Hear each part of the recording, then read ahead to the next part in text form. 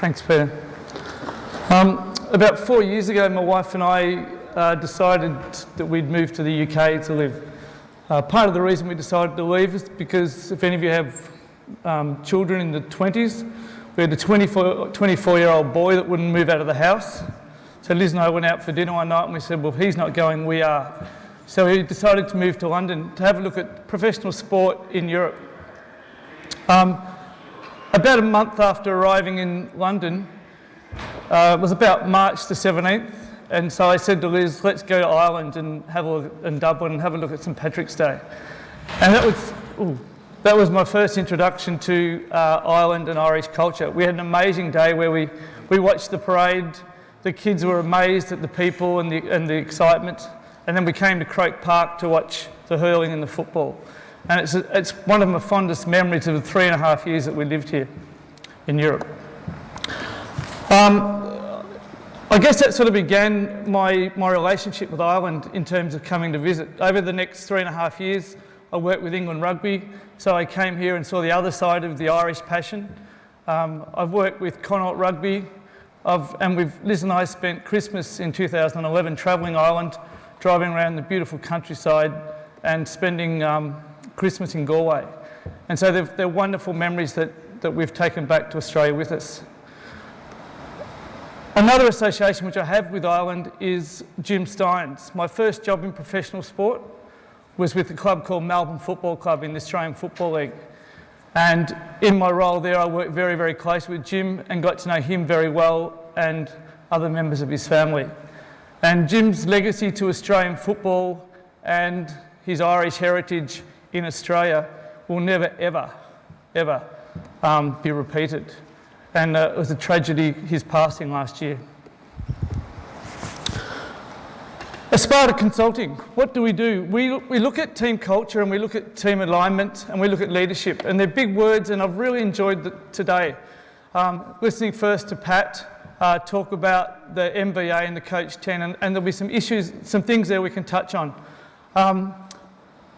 What I want today for you is for you to take something away. So I've prepared a PowerPoint. I don't usually use PowerPoint displays, but there's about 40 slides there which you can access and use, and so hopefully create a step-by-step process in terms of some of the stuff we do.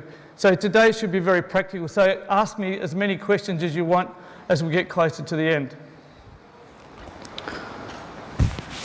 We focus only on the dynamics of the organisation or the team. And when we talk about team, I'll be talking today about the sporting team, so your athletes, and our process works at all levels. So I've gone back to Australia, I'm working with a local club, the Torquay Football Club, but it works right through to England Rugby, Australian Rowing, Australian Cricket. So the process works at all levels. So if you are sitting there thinking, oh, this won't work at our local amateur football club or hurling club, it will. You just have to do it in a slightly different or modified way. We believe if the dynamics of the team are excellent, then it underpins everything else that goes forward. And I was fascinated to hear Peter and Tony talk about Crossmarlin earlier in the day and talk about how it's just about hard work. And they were very, very understated about the success of their club. In many ways, they are a perfect case study for what we talk about. And I'll talk a little bit more about that as we go through. Everything should be about performance. So that means that if it's not making us better, we should stop doing it. And so, too many times in sporting teams, at whatever level, or in corporate teams, I do a lot of work with senior executive corporate teams, people are undertaking the wrong behaviours that aren't making us better. So if you're seeing someone do the wrong thing, then we need to talk to them and stop them doing it. And every team has the capacity to improve. We believe leadership is really simple. I've got a master's in leadership, and there's more books written about leadership than any other subject in the world, but people overcomplicate it. Leadership is pretty simple. It's how you behave. And that's what Crossmarlin are doing really well. They're behaving well. So what we would say is leadership is see something, do something. If you see someone doing something well, go up and say, hey, fantastic work, well done. If you see someone doing something not so well, go up and say, hey, can we do that better? And the one that gets us into trouble, and if any of you follow rugby and followed the World Cup last year where I was with England in New Zealand, well, the one that gets us into trouble is when we're not sure and we keep walking. We don't stop and go, hey, is that the right thing to do here? So if we're not sure, we ask. See something good, reward it. See something not so good, challenge it. And if you're not sure, don't keep walking, ask. And we talk about that feeling you get in your guts. You know when you see something and you go, geez, I don't know if that's right. What we would say is stop and ask. Should we be doing this a bit differently? And it will solve us a whole lot of grief later on. And another definition we often use is, are you doing the right thing when no one's watching? Who leads? We believe leadership is the responsibility of every member of the team. We must all lead by example, and team leaders particularly must model behaviours. You can't explain away your behaviour, and I'll talk more and more about behaviour, and you'll get sick of me talking about behaviour, but everybody sees behaviour. So even though you might be saying you need to be doing this, this and this, if you are behaving differently, people see it. And they mightn't tell you, but they'll just go, he's full of shit. They mightn't say it out loud, but that's what they'll be saying. And that's where you start to get incongruence with what we say we're going to do and what we really do. And that's why our definition of culture is very, very simple. Very simple. The culture of your team or your organisation is as simple as the behaviour that you reward. The behaviour that you reward and accept. Often we accept inappropriate behaviour. And I'll get you to do an activity in a moment and for you to start to think through, am I accepting behaviour which is not helping us be the team we want to be? And that's why I love cross-Marlin, because even though they're not talking about it, what's happening there is the leaders of the organisation are behaving exactly as their motto says. Language is critical in this. So look for words, excuses, people not taking responsibility. Look for leaders who aren't projecting positive, because your behaviour is also transmitted in your body language and your language. And the best way to ask about the culture of your organisation is to ask the newest player into your team, what did you have to do to fit into this group? Did you have to work really hard? Did you go run around the cones? Did you have to get there to training on time? Do you speak respectfully about the coach? Or is it, get there when you're ready, it doesn't really matter, you can take shortcuts if the coach isn't looking? So ask the newest player in the team, what did you have to do to fit in? Because generally people, they don't want to make a big deal about arriving at a club, so they just slide straight in. And that slide hasn't worked at all. Great teams, the top square is great teams. The bottom left-hand square is a framework, which we're going to work on now, a behavioural framework. How do we want to behave? And the other one is relationships. Okay? For people to create a great team, they have to understand what behaviours are accepted. And then we have to have good relationships, because if you go back to our definition of a high-performing team, in a high-performing team, everyone should feel safe to discuss performance. You won't feel safe to discuss performance if you haven't got reasonable professional relationships. Don't be confused with being liked. We always talk about like versus respect. Much better to die respected than liked. Hopefully you can be both, but in a sporting team, be respected first, particularly if you're a leader. And so, again, that comes back to relationships. Again, I like Cross-Marlin's reference to family. Good teams are like belonging to a family. We look after each other. If you're doing the right thing, everyone says good work. If they don't, you get a kick in the arse. So a lot of the stuff that we talk about, it's like my old man grabbed me by the ear, and I come from an Irish family, so the old man would grab me by the ear and he'd shake my head until I thought my brains were going to shake out the other ear, and he'd say, you know the difference between right and wrong, fix it up. And so what we talk there about is, do we understand what we stand for? Are we congruent with it? Do we challenge behaviour? Do we build supportive relationships? And do we have the courage to have the conversations we need to have in order for us to become the team we said we wanted to be? Or are we just going through the motions of pretending? How do we do it? So this is where I'll start to get you to think through. First of all, we must build a framework. We must develop a leadership team. And I had a great chat with Peter, wherever he is, last night about leadership teams. Do they work? Don't they work? Sometimes they do, sometimes they don't. And it's about how we educate them. We need to develop relationships. Practice having feedback. Feedback is a learnt skill. You cannot just go up to someone and start giving them feedback. You'll get feedback back. In fact, I've got a rule about giving my wife feedback.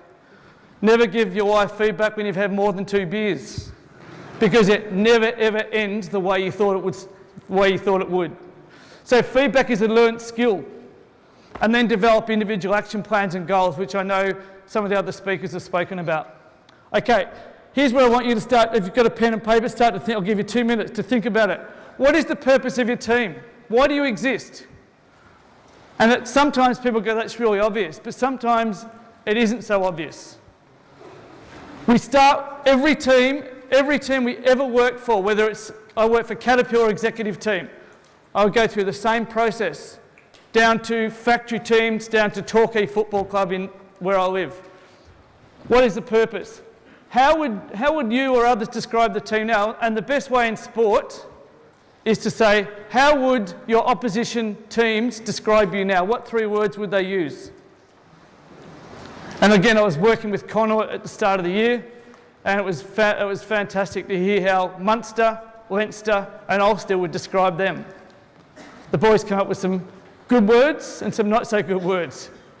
And I can see some smiles out there. But the truth is, once you start to frame it like that, you start to get a feel for, well shit, why would they describe us like that? How do you want to be described in an ideal world? And we call that your trademark, your team brand. And I've put, you may not be able to read it, but does anyone remember what Crossmarlin's trademark is? Or their team brand? It was nailed to the wall in 1996. Discipline, commitment, attitude. Built around club. Attitude, commitment and discipline. Because if we understand who we are, what we stand for, it becomes our stake in the ground. And then the challenge for us is, how do we behave like that? So the next question is, what behaviours do we currently see that stop us from being the best we can be, that stop us from being this team? What do I mean by a behaviour? What is a behaviour? Someone shout up. What's a behaviour? Yeah, what we do, something you see, it's an action. Do not let people get away with using words when we're talking about behaviours. How many football clubs, Gaelic, hurling clubs, Aussie rules, rugby, rowing, I've seen it all around the world. We've got commitment, we've got discipline, we've got all these things written up around the walls, but what does it really look like? And so keep saying, when people say a behaviour that's stopping us from being the best we can be is poor communication. Comes up every time. That's not a behaviour, is it? What does poor communication look like? Shut your eyes and think of the poorest communicator in the team. What do you see him doing? Avoiding difficult conversations. Not answering emails or conversation. So you start to work through it. What does it look like? Do not let people get away from defining the behaviours. Because what that means is if we start to clarify behaviours, then we can start to have honest conversations about performance. Because if your honesty may not be my honesty. So when you say, Murphy, that's not honest, I'll go, bullshit, how would you know? Particularly if I'm a senior player. Because I've got a bit more power than you. So start to clarify behaviours. And then on the opposite side of that, what behaviours must we display if we are to be the ideal team? And that's an easy one, because that is the opposite. It is the thing that offends us most. So you go, okay, what do we really stand for? What are we going to speak to people about? What do we feel so strongly about we're prepared to defend it if it's breached? So honesty, what does honesty look like? Who is the most honest player in this room? Tell me who he is. And someone will say, Pat Daly. Oh, okay, well, tell me what Pat does. Tell me what Pat does that makes him honest. And they say, well, he delivers on his word. He always says it like it is, even if he knows it's going to offend you. He never cuts corners. And again, I always think of, who is the most honest person? My father. Why is my father so honest? Because he always told me like it was, regardless. So what behaviours must we display if we are to be this team? What behaviours must we defend? And this is what these guys are doing. The leaders of their club are modelling the behaviours that represent those words for that group. And if someone isn't modelling that, I suspect that someone's speaking to them and saying, hey mate. And in fact, I think Peter, one of them said, do not let someone coach your team if they're not going to do the right thing. Why? Because they don't fit that. Remember he said that? For those, not all of you I know saw that session. It's worth watching online if you didn't. Before you begin though, so what I want you to do is start to think through what behaviours am I tolerating that I shouldn't be tolerating, and why am I doing it? Why am I doing it? What do I have to do to fix it? Which players do I have to go and talk to? How am I going to go about it? So this is how we would set up a framework. You'd split the group into, say I've got a team of 40 players, I split them into groups of 6 or 7. They all go away and have a chat. The players love talking about it. Why? Why do the players love talking about this stuff? Someone shout up. Why? Remember when you were a player, why did you love talking about, why would you have loved talking about this stuff if your coach had taken the time to give you a chance to have a say in your team? It's your team. It's your team. Every time I go to do this activity, I go, shit, I hope it works. Sorry, I was going to apologise before I started. I will try and not swear too much today. I've already breached it a couple of times, but I promise you I've toned it down a lot.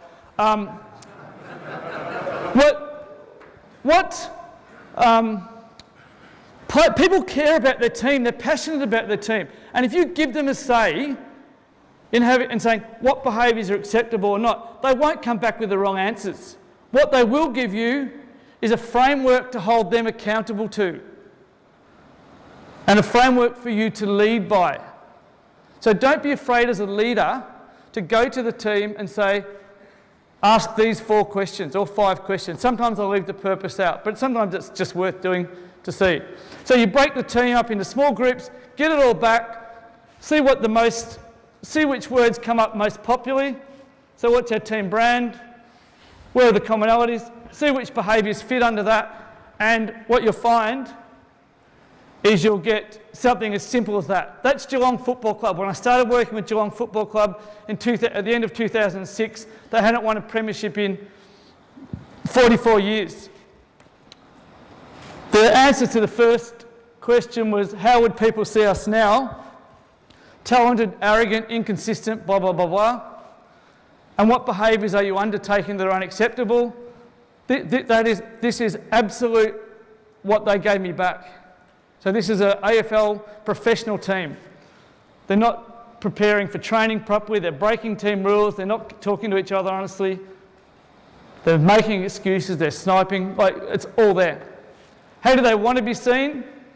United, disciplined and honest. So that was Geelong Football Club. These are the behaviours. And this isn't a finite list. In the spirit of this is how we are going to behave and talk to each other. So just because getting late to meetings isn't on that, we don't not talk to someone if they get to a meeting late. Why? Because getting late to meetings sits under discipline. Mate, get to the meetings on time, you know that. If you're not sure, we'll help you. So this is Geelong Football Club's framework. Just before we start, before you break the group off into, again, this is the practical side of it, so I'm jumping out here.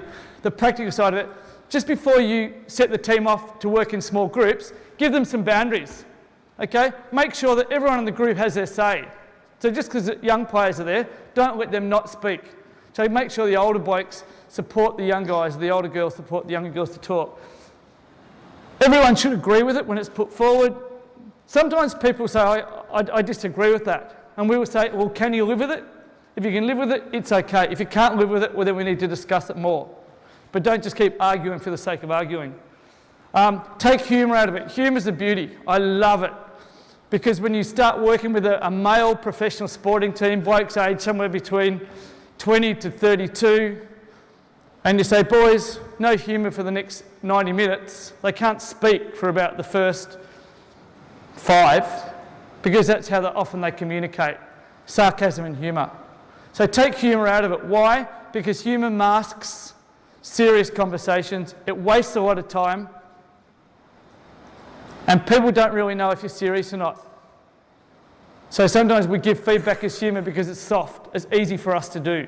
The truth is, just if it's important enough to say, well, then just say it. But I'm not the fun police either, by the way. So if it's a good joke, have it. But don't use humour inappropriately. Okay, so they're just some boundaries. All this is on the thing. So what you've got is you've got a framework. That's our framework. From this point on, nothing's changed yet, but we are now going to try and live by it. Attitude, commitment, discipline, club. This must now become our stake in the ground. This is what we stand for. This is who we are. We refer to it at all times, especially when we're making difficult decisions. So if you've got a star player who isn't doing the right thing, and you're not sure whether you should play him or not, and you've got that feeling in your guts that this isn't quite right, what we would say is go back to your trademark. What is united, disciplined, and honest? The truth is you can't play him. Shit. And they are the really difficult times for coaches and managers. Because we've all worked in teams that have got star players that aren't doing the right thing. They're treated differently, they're allowed to get away with other stuff. If that happens, other players see it. So slowly it erodes your culture. You might get lucky and win one title, but often you'll almost get there and never quite will. And we don't want choir boys. We don't want fancy-nancy people that aren't prepared, that just want to, drink water and be serious. We want good old-fashioned blokes, but at the end of the day, make sure that they're sticking to your team behaviours. And also make sure you use it for review. So you review games against it. Again, if you watch the Crossmarlin thing, they review, their KPIs reflect it when they're reviewing games. Recruit your staff, your players, and induct against it. Make sure you induct so people understand it. Okay, that's the first part, the building a framework. That's a bit. Now we need to develop some relationships, and there's lots of activities to do that. I don't want to spend time. Team building, that's good. There's some partner talks where we pair up, we interview each other, we ask them questions, and we share it with the group. They're up there if you want to use them. There's a million questions. That's up for you. What I want to spend a little bit of time on is profiling. Some of you may have come across psychometric profiling, some of you may not have, okay? There's lots of different tools. What it does really is just identifies how you prefer to behave. Why profile? Because you get a better understanding of yourself, you get a better understanding of others, and helps you communicate more effectively. This is a really simple one. I've put it on the overhead for you so you can print this out and have a look at it, where you circle the words in the box where you best belong. Okay, so you can see the first box. Box number 1 is someone that is likes systems, likes attention to detail, is probably pretty quiet at your club. They'll know the game plan. They'll be at meetings on time. Number 2, that's a noisy bastard that keeps shouting, giving other people feedback. Number 3, they're the people that sit back and don't say much. They're pretty quiet. They don't like conflict. So they're never really going to rock the boat. And number 4 are the party people. They're the ones you've got to stop on a Friday night from getting to the pub and taking about half the team with them. And we look at it like that. I've put up there. The 1s are introverted and task focused. The 2s are extroverted and task focused, so they're aggressive. The 3s are introverted and relationship focused. And the 4s are extroverted and relationship focused. Now, what's the relevance of that for us? As leaders and coaches, it helps us understand where does someone sit and how can I best communicate and lead with them and lead them. Every person's got a combination of those colours in different orders. Okay, so some of you will be green, some of you will be blue, some of you will be red, some of you will be yellow, and it goes down in intensity. We see the world as we are, not as it is. So I see the world differently than you do, based on the fact that I might be a red yellow and you might be a green blue. So I'm extroverted, you might be introverted. Each profile type is just as important as the others. Have a guess which profile type starts hanging shit on other profile types straight away. Which one do you reckon starts bad-mouthing other profile types? Number 4, the extroverted relationship, the yellows and the reds. Okay? But good leaders come from every quadrant. Good leaders come from every quadrant. And you can think of Gandhi in 3, you can think of Bill Gates in number 1, you can think of, who's a really forceful leader from Ireland that we would know, really strong, drives for the task all the time. Sorry? I can't hear. Probably, from my experience with Ireland, you've got a country of reds, by the way.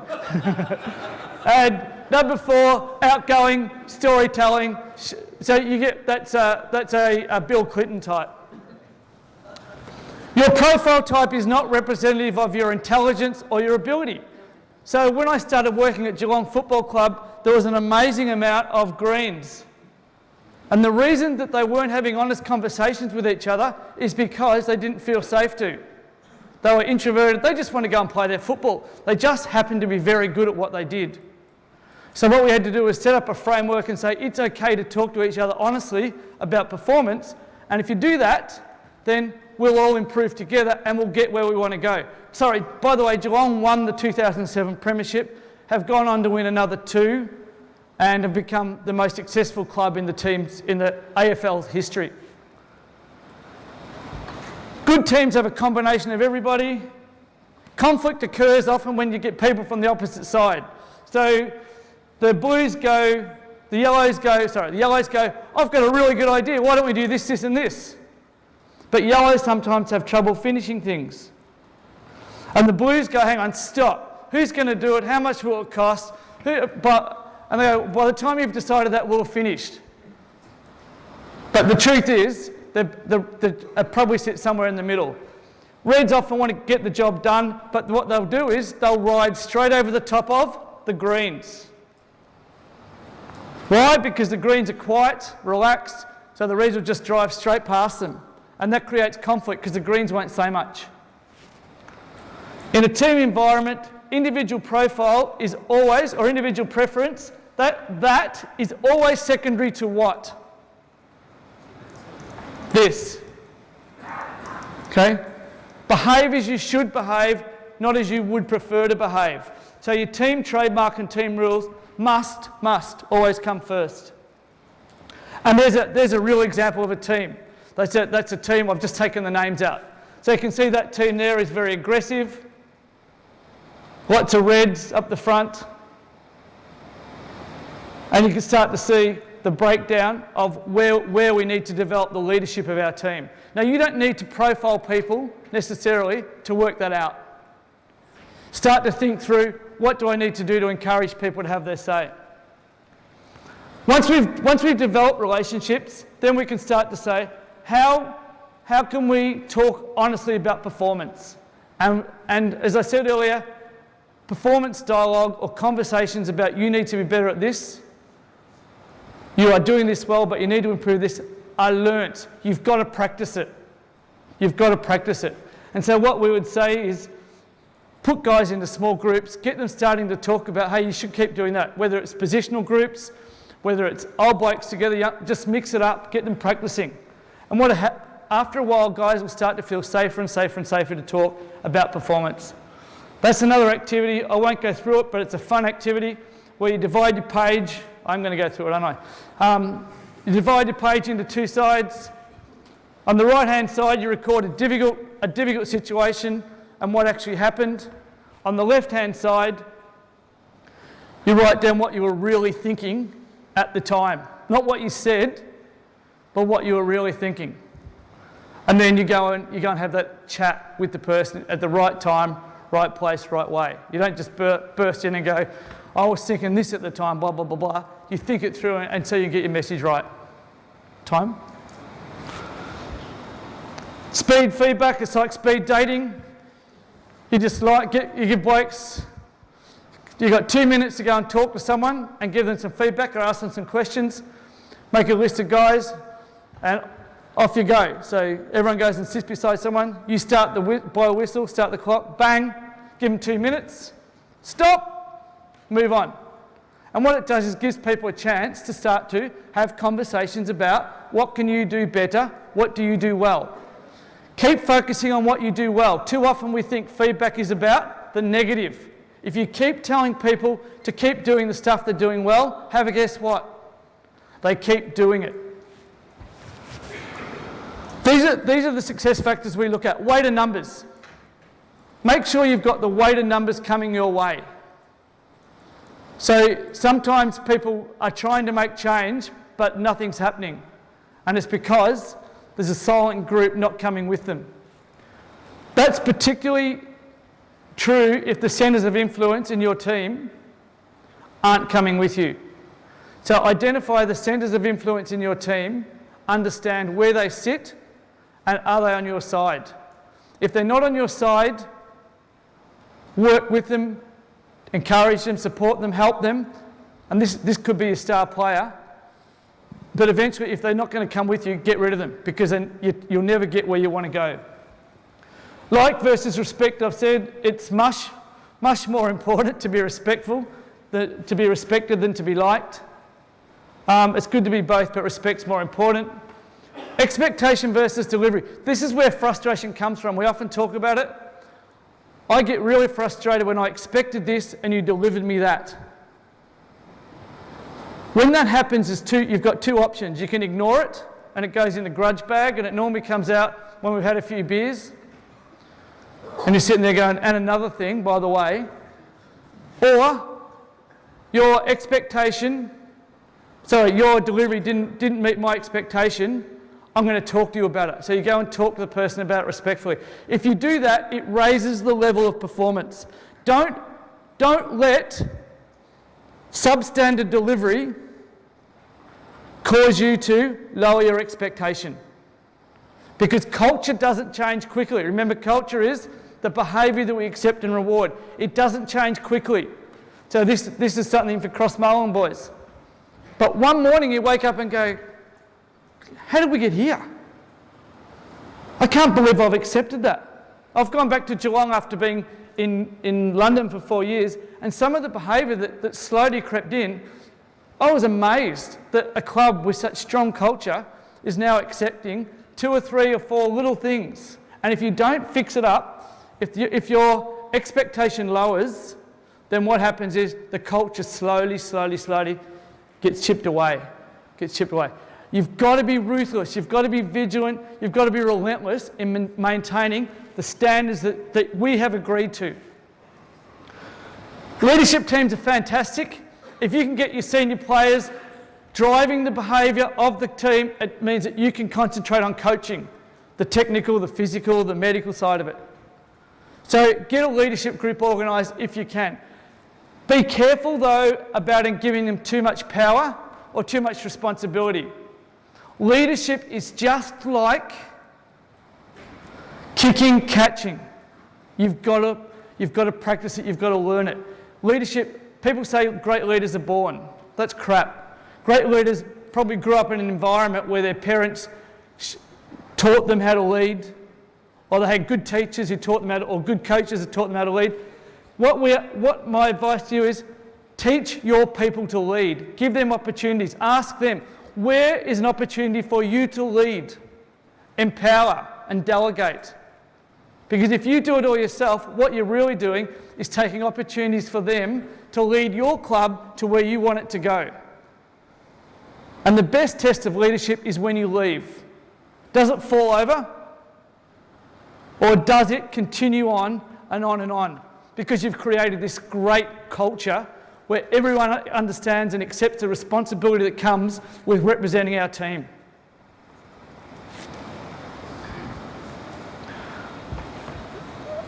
Leaders have to model behaviours. I'll tell you a story which no one knows because I'm in Ireland and it'll never get back, hopefully. Pat. Halfway through 2008, one of our leadership team boys had been stuffing up regularly, went to the pub. Some bloke was giving him a hard time. In the end, this guy threw a coin at him and it hit him in the back of the ear, and Chapman had had enough. So Chappie decided to take matters into his own hand and took the bloke outside and gave him a right old flogging. And he hadn't been doing quite the right things anyway. So the leaders brought him in and said, Chappie, we know you're a great player, we know you're a good bloke, but you can't do that. You can't beat blokes up outside the pub just because they chuck a coin in your ear. So they threw him out of the leadership group. And it was a really strong stance for the rest of the team. Because the rest of the boys go, shit, it's not just a boys club in there. They meet once a week. They talk about stuff on field, off field. They meet with the coaches. They work through the game plan. They work about which players need help. But it's not just a boys club. So make sure that your leaders are modelling the behaviours that we expect. How do I do that?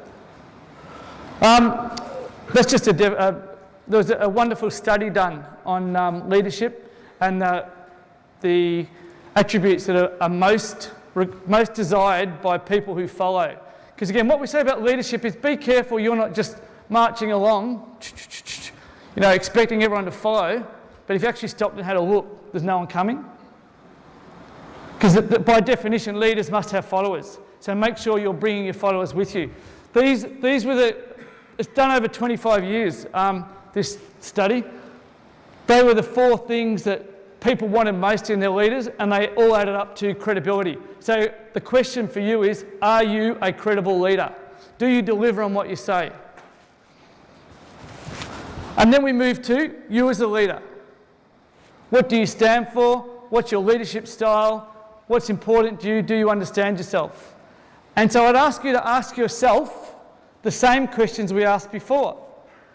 What 3 words would the team use to describe you? What 3 words do you want to be described as? So that becomes your personal trademark. What behaviours, what behaviours would your team ask you to stop doing, start doing and keep doing in order for you to be the best leader for them that you could possibly be? So go home at some point in the next few days and do that. Don't bullshit yourself, because the people in your team know it. Just because you hear it doesn't mean to say they weren't saying it beforehand. So my advice is be really, really strong in self-analysis. Arsene Wenger, if you ever get a chance to listen to Arsene Wenger speak, he's fascinating, he's really good. And he speaks about a couple of things that he looks for in a kid before he brings them to Arsenal, and it may not be working at the minute by the way they're going, but one of them is self-analysis. So he says to the kids after the game, how did you go today? And he said the kid always says, how do you think I went? And he said, no, you tell me first, how did you go? Because he said if the kid's honest and gives a really good analysis of his performance, then he's halfway there. Once you've developed your trademark, your 3 words, identify the behaviours you must change, develop an affirmation that will take you to where you want to be, so a forward-thinking statement that under pressure takes you to where you want to be, find a mentor, and make sure you build relationships with people that count. Self-talk cycle, you've seen that. I've heard people talk about it today, but this is, I know it's a simple model, but it is the most important model for individuals and teams, that we talk about us as a team, how we want to be, not necessarily how we are now. So for Crossmarlin, they talk about being a team with attitude, commitment and discipline. And everyone sees that, others start to see it, and it becomes a self-fulfilling prophecy. And again, we were watching, the Man United play someone, and that was in the 89th or the 90th minute, and you could just see United, it was 0-0, I think, I can't remember who it was. It was 0-0, and you could just see they were going to win, because they believed they were going to win. The opposition believed they were going to win, and it was almost just a matter of at what point in injury time do they get the goal. They got it, they win, because it's self-fulfilling, it's that self-talk. Situational leadership, you can look that up on the internet, again, it's there, but don't lead the same way all the time. Be prepared to tell if you need to tell, be prepared to coach, talk about it if you need to, be prepared to talk about it and make the final decision, or be prepared to delegate. But it's really important that you take the time to operate in the top 2 boxes sometimes. And we talk to coaches about early in the week. Sit down with players, talk to them about their performance, understand what they need, because under pressure, you'll either tell or you'll delegate, depending on how important you think it is. I've spoken about that. Find KPIs that measure the team commitment to your values or your behaviours. And at Geelong Football Club, we spoke about measuring tackles, because you don't need to be skilled to tackle. Tackles, contested ball, so when the ball's on the ground, do we win it more often than the opposition? And inside 50s. If we won 2 of those 3 in a quarter, we would win the quarter on the scoreboard. And if we won across the day, we win the game. So it takes the focus off the scoreboard and onto the effort. One thing about conflict, which, sorry, I'm pushing pretty hard here, but I'm covering lots of stuff, but we can deal with that later, perhaps. Embrace conflict. Sometimes people run away from conflict. Don't. If someone holds a different view to you, sit down with them and find out why, because conflict drives performance. Now sometimes if you are a green and someone's a red, you might actually quite dislike them. That doesn't matter. If you are leading the team, find a way to get their views, because it will improve your performance. You get conflict when there's a gap between what we expect and what is delivered. Always use your trademark and behaviours. So if someone isn't doing the right thing, just ask them, is that showing the right attitude? Is that showing commitment? Is that disciplined? And if the answer is no, well, we need to fix it. How do we fix it? If the answer is yes, well then keep doing it. And these are some stats which are things which motivated teams and definitions. These are the things you find in motivated teams. I like this one because this is quite surprising. The indicators of a high-performing team, the positive to negative is 6-1. I reckon that's a bit high. I don't reckon I've ever worked in a team where it's 6 positive to 1 negative. But if you get 3-1, they reckon that's a really positive environment.